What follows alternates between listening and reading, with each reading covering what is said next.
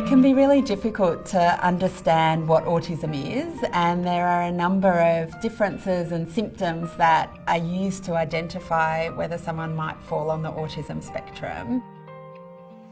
So my name's Fiona and I'm a clinical psychologist who works in the area of autism assessments. So there's not one early sign that indicates autism. When we're talking about autism, we're talking about a range of behaviours, and autism does present differently in different children and different individuals, but there are a number of kind of red flags or early signs that we would want to keep a lookout for. And so if you notice any of these kind of things in a child, you'd probably want to follow up with a health professional and get some more support. So some of the kind of things that you might be watching out for are things like a child not responding to their name, maybe not smiling in response to someone else smiling at them, not pointing out objects of interest like a plane or a flower or something like that to their carers and the people around them. Perhaps a bit less interest in other children, so maybe at preschool preferring to play by themselves or not joining in with group activities. As well as those kind of social indicators, other things that can indicate autism are things like unusual body movements, so perhaps walking on tiptoes well past being able to walk, so not just in the learning to walk stage, maybe hand flapping or engaging in whole body movements like spinning in circles. Things like showing an obsessive or really strong interest in a particular topic to the exclusion of other topics, and perhaps also sensory sensitivity, so showing an unusual response to the way something sounds or feels, or on the converse having a lot of sensory interest in something, wanting to smell objects that you wouldn't normally smell or rub and touch certain fabrics. It's really important if you're concerned about your child that you do something about it. So research has indicated that parents are really good at identifying when something might not be quite right, even if they can't put their finger on exactly what the problem could be.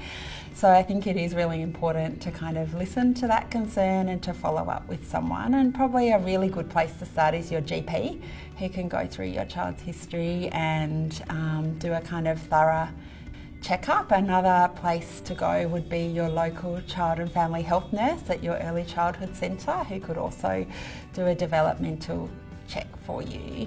If you had a specific concern, maybe like that they weren't talking or something like that, you could follow up with a speech pathologist, but it would probably be worthwhile just to check in with your GP or child and family health nurse as well to make sure that everything else was tracking okay. A question that lots of people are asking now is whether autism does present differently in females and males or girls and boys, and the answer to that is yes, it does. So I think it's important to understand that the core diagnostic criteria and the core behaviours are the same for both girls and boys, so we're looking for the same things: difficulties in social communication and social interaction, and the presence of restricted and repetitive behaviours. But exactly what that looks like can look quite different in girls as compared to boys. So kind of in terms of the social domain, with girls they often look more socially interested and socially engaged than boys. So that is, from just an observer at the surface, it looks more like what you would expect, more age appropriate.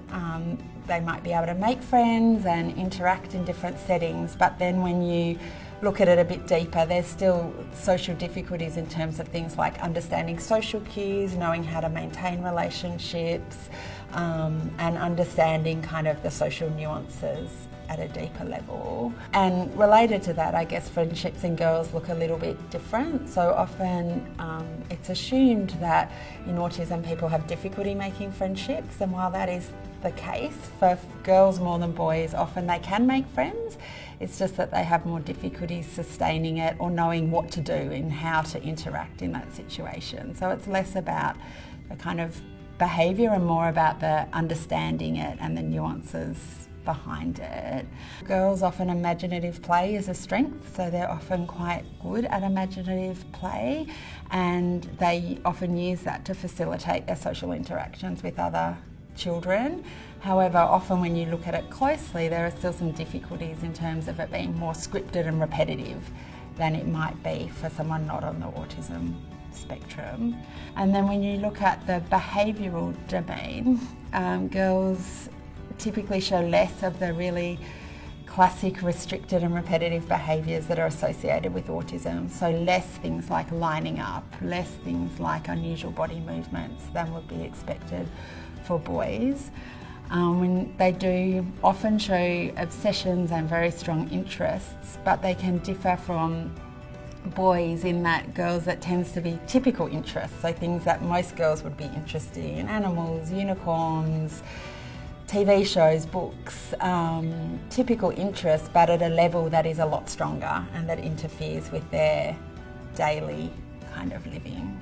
Girls often, they have less difficulties with things like eye contact and gesture, that non-verbal communication, so they would typically use more non-verbal communication than boys on the autism spectrum.